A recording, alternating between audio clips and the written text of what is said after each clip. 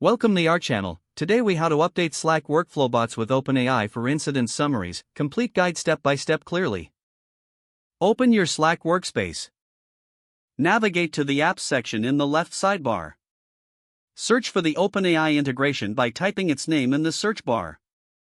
Click on the OpenAI integration to open its settings. Ensure you have the necessary permissions to modify workflows.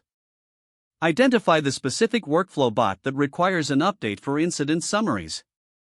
Access the workflow settings by clicking on the bot's name. Review the current workflow steps to understand its functionality.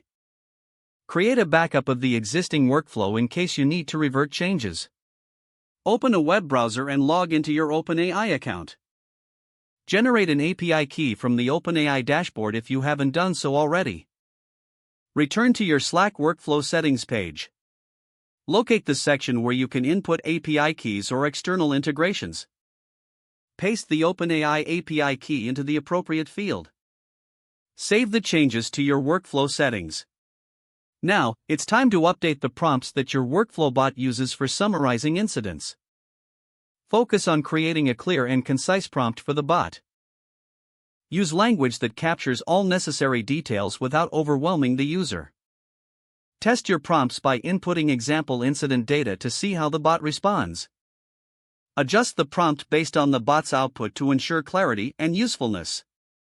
Once satisfied with the prompt, make sure to finalize and save the updates within the workflow settings.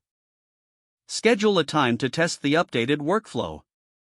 Simulate an incident to see how effectively the bot summarizes the situation.